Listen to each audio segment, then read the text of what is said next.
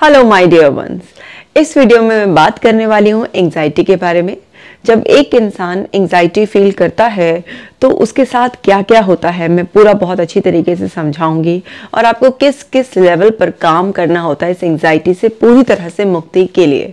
Otherwise Google पे पढ़ कर कि एंजाइटी अगर हो गई है तो फिर एंजाइटी के साथ ही रहना पड़ेगा, बस इसको मैनेज किया जा सकता है, ये उल्टी सीधी बातें आपके दिमाग में बैठ जाएंगी और आप शायद उतना प्रयास ना कर पाए जो एंजाइटी को पूरी तरह से खत्म कर दे और फिर आपका भी एक ही बिलीफ बन जाएगा कि एंजाइटी खत्म नहीं हो सकती है। तो इसलिए इस वीडियो को बहुत ही ध्यान से देखना है, अच्छे से समझना है।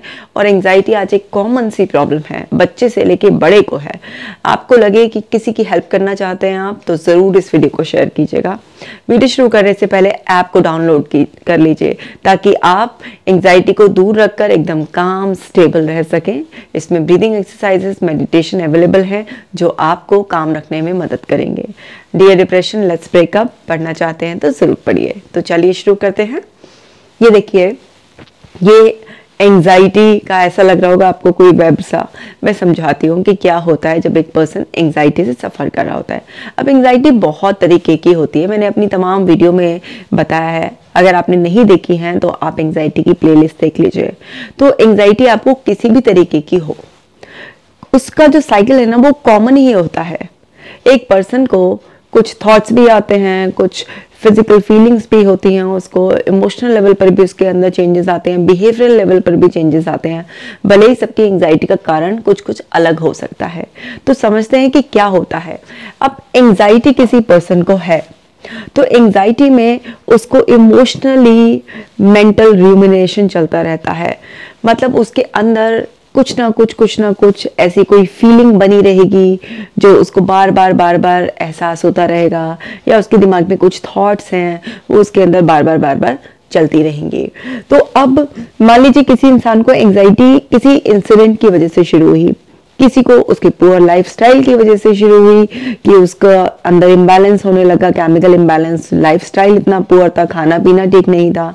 तो किसी भी वजह से अगर आपकी एंजाइटी ट्रिगर हुई उसके बाद आपके अंदर इमोशनली रूमिनेशन चलता रहता है, आपके अंदर कुछ इमोशंस ओवरवेलमिंग चलते रहते हैं जो कभी थॉट्स के रूप में आपको, कभी सिर्फ किसी फिजिकल सिम्टम्स के रूप में, कभी इमोशनल सिम्टम के रूप में आपको अंदर अंदर महसूस होते रहते हैं।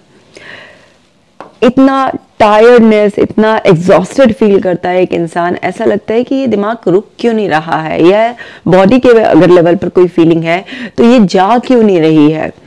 वो सेम चीज बार बार रिपीट होने से जो मेंटल और फिजिकल लेवल पर जो टायर्डनेस होती है, जो एग्जॉस्ट फील करता है इंसान, वो फीलिंग भी बहुत अपने आप में सफरिंग देने वाली होती है। ऐसा लगता है कि ये कब जाएगी, और वो जाती नहीं है। क्यों? क्योंकि उसके लिए अभी उतने प्रयास नहीं हो रहे होते हैं, तो वो बार बार रीइंफोर्स हो रही होती है।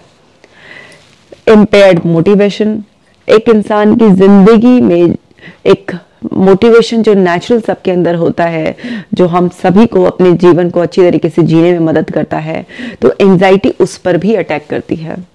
और आपको ऐसा लगता है कि धीरे धीरे आपके अंदर का मोटिवेशन डाउन होता जा रहा है, आप डल होते जा रहे हैं। और फिर इम्पेयर्ड मोटिवेशन का इफेक्ट आपके रिलेशनशिप पर भी पड़ने लग जाता है। आपकी खुद से रिलेशनशिप भी डिस्टॉर्ट हो जाती है, आपकी फैमिली मेंबर्स से भी चिड़चिड़ापन, ऑफिस में भी कलीग्स के साथ, फ्रेंड्स के साथ विड्रॉल, मतलब इतना सब उसका इफेक्ट रिलेशनशिप पर भी पड़ता है। क्योंकि एक तो एंजाइटी को भी वैसे भी बहुत ज़्यादा लोग समझते नहीं हैं। एंजाइटी के लिए एक नॉर्मल सा ऐसा बोलते हैं, इसकी सोचने की ज़्यादा आदत है, इसकी चिंता करने की ज़्यादा आदत है, इतना मत सोचा करो। बस इसी तरीके से एंजाइटी को लोग समझते हैं जिन्होंने कभी एंजाइटी को उस तरीके से एक्सपीरियंस नहीं किया हो, या अगर करते भी हो वो मानते नहीं है, वो सोचते हैं तो नॉर्मल ही बात है, इसमें क्या बात है, एंजाइटी थोड़ा ना है, तो नॉर्मल है, सबके साथ होता है। तो वो लोग नहीं समझ पाते, तो वो इतना सपोर्ट भी नहीं करते हैं, तो रिलेशनशिप भी धीरे धीरे आपकी खराब होने लग जाती है। और फिर जो भी प्लेजर वाली फीलिंग्स होती हैं उसको एक्सपीरियंस ही नहीं कर पाते हैं। ऐसा लगता है कि आसपास जितना भी अच्छे हैप्पी ट्रिगर्स हैं वो नहीं फील हो रहे हैं। और इन सब का इफेक्ट, चाहे आपकी खराब रिलेशनशिप हो या आपका कुछ प्लेजर फील नहीं हो रहा है, तो डेफिनेटली आपका मूड डिप्रेस रहता ही रहता है।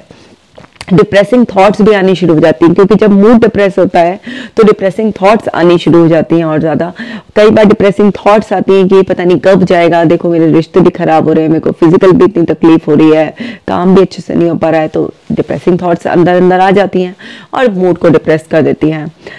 लगातार कॉन्स्टेंट आपके अंदर जो सेरोटोनिन लेवल है वो डाउन जा रहे होते हैं, क्योंकि एंजाइटी हो या आप डिप्रेशन हो किसी भी फीलिंग से, क्योंकि एंजाइटी ना फिर आपको डिप्रेशन में भी ले जा सकती है।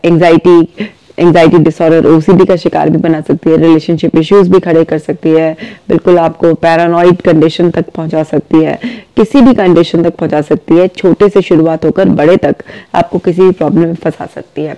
तो वहां पे constant depressing thoughts, depress mood चलना, सेरोटोनिन लेवल का लगातार डाउन जाना, और जो पेन होता है इमोशनल और फिजिकल दोनों लेवल पर, उसकी सेंसिटिविटी बढ़ जाती है। मतलब जो शरीर के लक्षण होते हैं तो वो भी बढ़ते रहते हैं, उसकी भी तकलीफ बढ़ती रहती है, क्योंकि लगातार केमिकल लेवल आपके अंदर डाउन जा रहा है।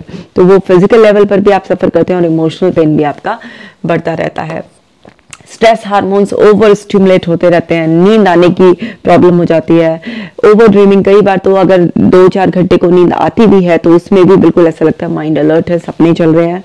या फिर जो है ना, एक इंसान फैंटेसीज में भी खो सकता है, उसको रियल लाइफ में तो बहुत कुछ डिस्टर्ब चल रहा होता है, तो फिर वो क्या होता है कि अपनी ही एक इमेजिनरी वर्ल्ड में भी लोगों को फैंटेसीज में बहुत सारी वो चीजें कंप्लीट करते हुए देखा जाता है जो रियल में नहीं कर पाते हैं। उससे और टायर्डनेस आती है। मतलब ये बेसिकली एक ऐसा वेब है कि ये आपको फंसा लेता है। तो एंजाइटी और रीइंफोर्स होती रहती है, क्योंकि जब एक इंसान का मोटिवेशन जा रहा है, उसकी फंक्शनिंग गड़बड़ हो रही है, उसके रिश्ते ठीक नहीं चल रहे हैं, नींद उसको नहीं आ रही है, डिप्रेसिंग थॉट्स उसको आ रही हैं, मूड उसका लो रह रहा है, नींद की प्रॉब्लम है, तो इन सब से तो एंजाइटी के जो सिम्टम्स हैं वो और ज़्यादा रीइंफोर्स होते रहते हैं। तो हमें समझना है कि हमें हर लेवल पर काम करना होगा, क्योंकि हर जो प्रॉब्लम है ना उसी के अंदर ही सोल्यूशन होता है। तो सबसे पहले देखिए कि आपको एंजाइटी जो है ना वो किस किस कंडीशन में होती है।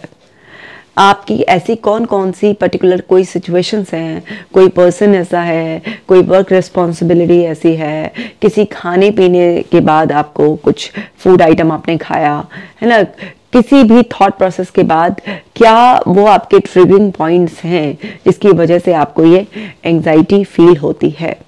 मतलब आपको वो चीज़ पकड़नी ही पड़ेगी, क्योंकि कारण तो पकड़ने ही पड़ेंगे।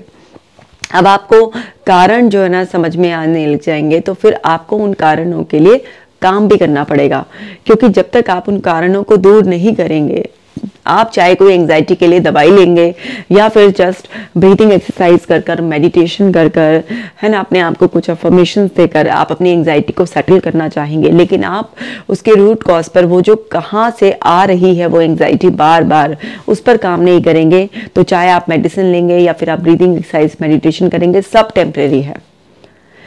ऐसा नहीं है कि केवल मेडिसिन ही टेम्परेरी है, ब्रीदिंग एक्सरसाइज मेडिटेशन अच्छी सारी प्रैक्टिसेस भी टेम्परेरी ही काम करेंगी, क्योंकि आप उनके कॉजेस को नहीं हटा रहे होंगे।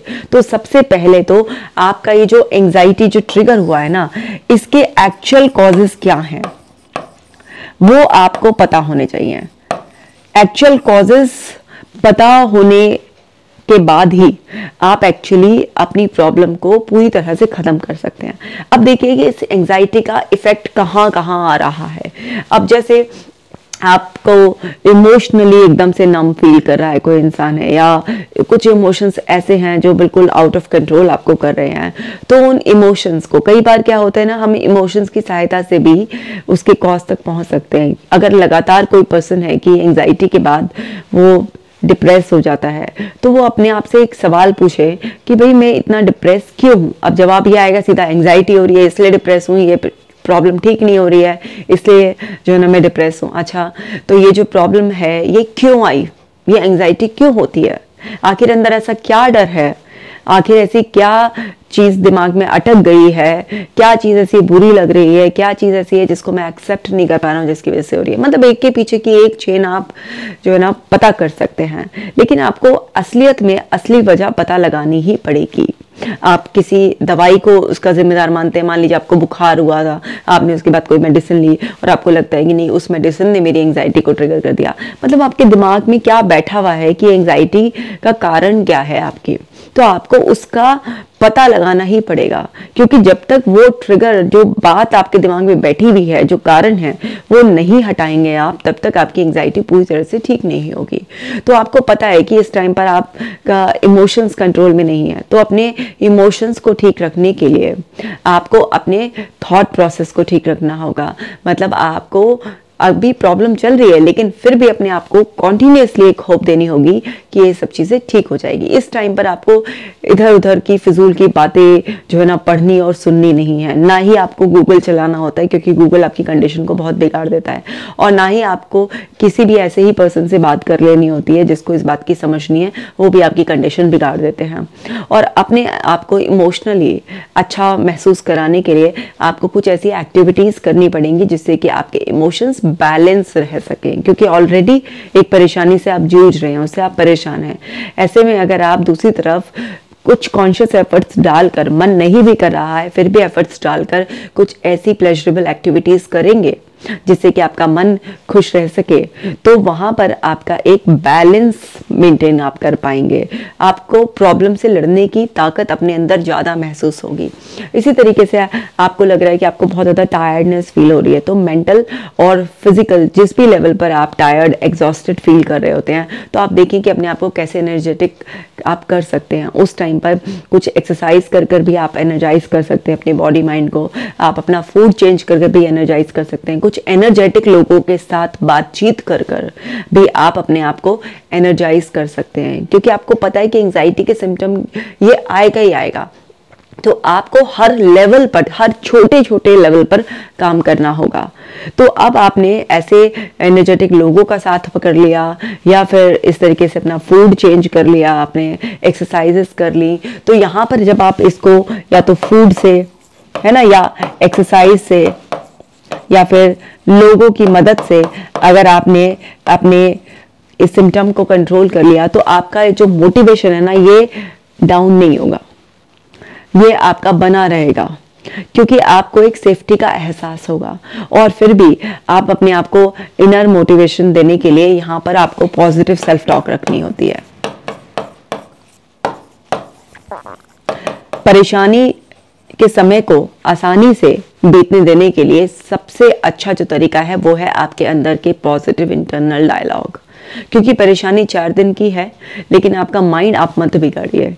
अगर आपके अंदर पॉजिटिव सेल्फ टॉक चलती रहेगी तो नो मैटर परेशानी कितनी भी बड़ी हो और कितने दिनों के लिए आपके जीवन में आई हो, वो जाएगी ही जाएगी। लेकिन अगर आपके नेगेटिव डायलॉग्स हो गए हैं अंदर से, आप हार मान रहे हैं, तो वो परेशानी जो 2 दिन के मेहमान बनकर आई थी, हो सकता है कि वो 2 महीने आपकी लाइफ में टिक जाए। तो उसको टिकने नहीं देना, अंदर पॉजिटिव सेल्फ टॉक बनाए रखें। क्योंकि एंग्जाइटी ठीक है, बहुत परेशानी में आपको डाल देती है, लेकिन ऐसा भी नहीं है ना कि एक बार हो गई है तो वो ठीक नहीं हो सकती है। वो बिल्कुल पूरी तरीके से आपकी एंग्जाइटी खत्म हो जाती है। बस आपको कुछ दिनों के लिए मेहनत करनी होती है। तो अब यहाँ पर आपके रिलेशनशिप, ऐसे में खास ध्यान रखें, अपने मूड को कंट्रोल में रखें, क्योंकि आप अंदर अंदर क्या सफर कर रहे होते हैं ये आपको पता होता है। भले ही दूसरा आपको एम्पैथाइज नहीं कर पा रहा, नहीं सपोर्ट कर पा रहा, क्योंकि आपके इंटरनल वर्ल्ड में क्या है वो नहीं समझ पा रहा, लेकिन ऐसे में आपको लोगों के सपोर्ट की जरूरत होगी। तो आप ये समझते हुए कि सामने वाला अनजान है, वो नहीं समझ पा रहा है, उसकी इनकेपेबिलिटी है, आप उसके साथ नॉर्मल बिहेव रखें। क्योंकि ऐसे में अगर आप रिश्ते बिगाड़ लेंगे तो फिर आप और ज़्यादा डिप्रेस हो सकते हैं। तो इसलिए इस टाइम पर अपने बेस्ट एफर्ट्स डालिए कि अगर आपका मूड ज़्यादा ही खराब है तो उस टाइम लोगों से बात ना करें, लेकिन जब भी बात करें तो नॉर्मल बात करें। तो रिश्तों का खास ख्याल रखें। अब प्लेजर जो है ना, क्या कहते हैं, फील नहीं हो पा रहा, तो नहीं भी फील हो पा रहा ना, तो तब भी जबरदस्ती वो प्लेजर के मोमेंट्स आपको क्रिएट करने हैं। क्योंकि अगर आप बार बार बार बार बार बार बार बार जब आप हैप्पी मोमेंट्स को रिकॉल करेंगे, क्रिएट करेंगे, तो वहां पर आपके हैप्पी हार्मोन्स का लेवल बढ़ना शुरू हो जाएगा। देखिए, अगर हम अपने पास्ट में से कोई भी दुख भरी बात को याद रखते हैं, तो वो दुख भरी बात को जितना भी हम याद करेंगे बार बार बार बार, वो हमारे अंदर स्ट्रेस हार्मोन्स को रिलीज करेंगे और हमारे हैप्पी हार्मोन्स लेवल डाउन जाएंगे। इसी तरीके से अगर हम पास्ट की भी अगर हैप्पी मेमोरीज को रिकॉल करेंगे तो फिर से हमारे अंदर हम हैप्पी हार्मोन्स को फील कर पाएंगे। तो आप अपनी पास्ट की हैप्पी मेमोरीज को भी रिकॉल कर सकते हैं। मेरा इस पर एक मेडिटेशन भी है, हैप्पीनेस मेडिटेशन, जिसमें मैं यही कमांड देती हूँ कि आप अपनी पास्ट के जो भी हैप्पी मोमेंट्स हैं उनको रिकॉल कीजिए, ताकि आपको उस एक मेंटल स्टेट में भी, मतलब जहाँ पर आप एक्चुअली इन्वॉल्व नहीं हैं, तो वो हैप्पी हार्मोन्स का एक्सपीरियंस हो। तो आप क्रिएट भी कीजिए और रिकॉल भी कीजिए, ताकि आप जो है ना एक वो जो बिल्कुल ही एक ऐसा स्टेट आ जाती है ना कि हम कुछ फील ही नहीं कर पा रहे हैं कुछ अच्छा सा, वो स्टेट आपकी कभी ना आए। डिप्रेसिंग थॉट्स जो भी है उनको जर्नल लिखिए, खूब लिखिए, उसको थॉट लॉग मेंटेन कीजिए, उसमें लिखिए कि क्या आप थॉट जो है ना आपके दिमाग में आ रहा है, उसका सोर्स पता कीजिए कि कहाँ से आ रहा है। ये जो डिप्रेसिंग थॉट्स हैं इनका सोर्स कहाँ से आ रहा है, ये आपको पता करना है। क्योंकि अगर आप इन डिप्रेसिंग थॉट्स का सोर्स पता नहीं करेंगे और इन डिप्रेसिंग थॉट्स को ऑल्टरनेटिव अप्रोच से बदलेंगे नहीं, क्योंकि जो थॉट होते हैं वो क्या होते हैं, थॉट हमारे गैसेस होते हैं कि कोई चीज क्यों हुई होगी, कोई चीज क्यों हो रही है, या कोई चीज क्यों होगी। ये गैसेस होते हैं, यानी कि ये एक पॉसिबिलिटी होती है, ये रियलिटी नहीं होती है।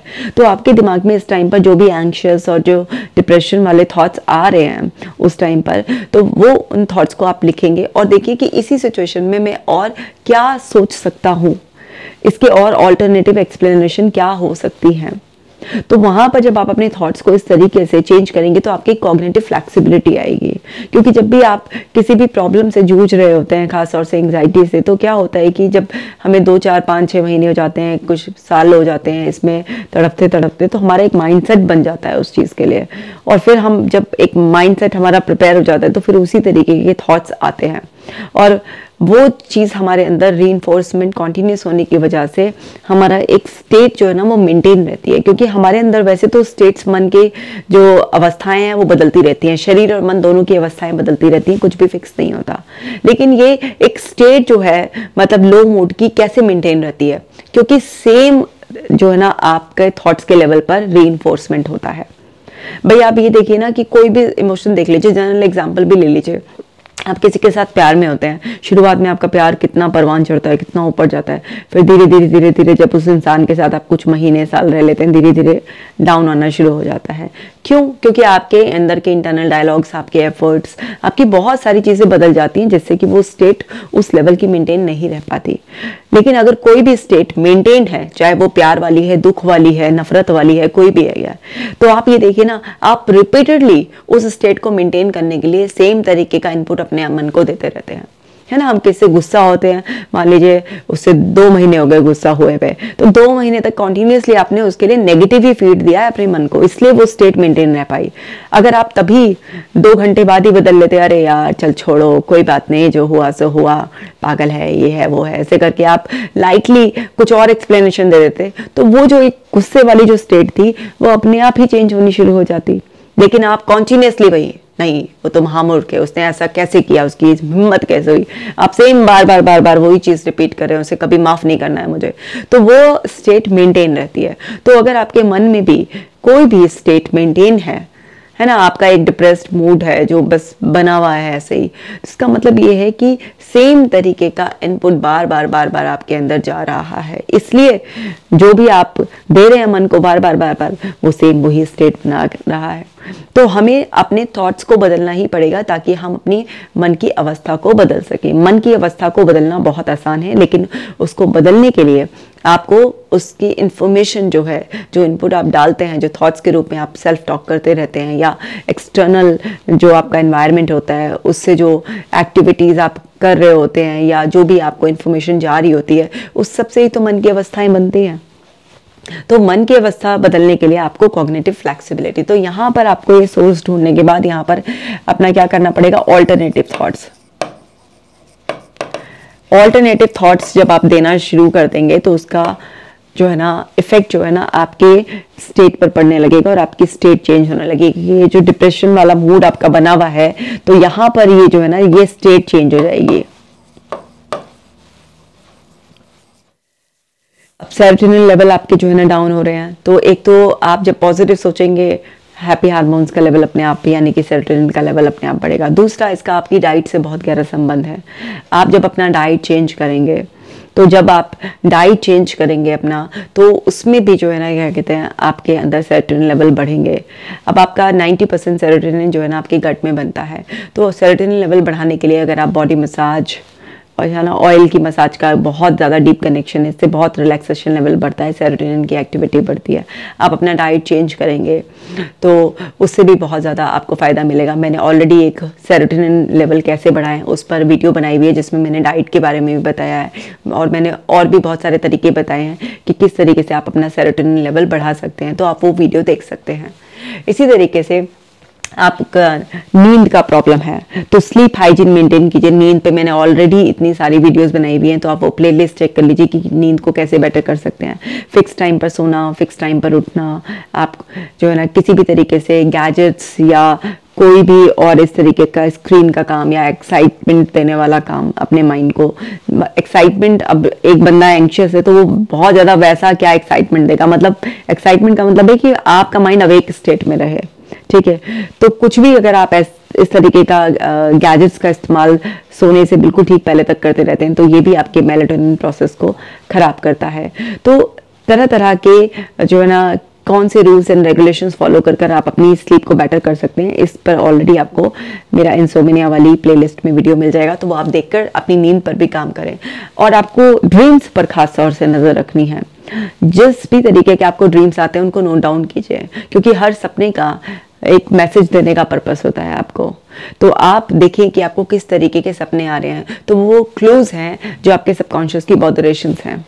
आप फैंटेसी भी कर रहे हैं तो किस तरीके की फैंटेसीज आपके अंदर हैं इस टाइम पर, तो वो सब आपको ये बताती हैं कि आप अपनी जिंदगी में ये चाहते हैं या ये इस चीज को ठीक करना चाहते हैं या आप चाहते हैं कि ये चीज हो।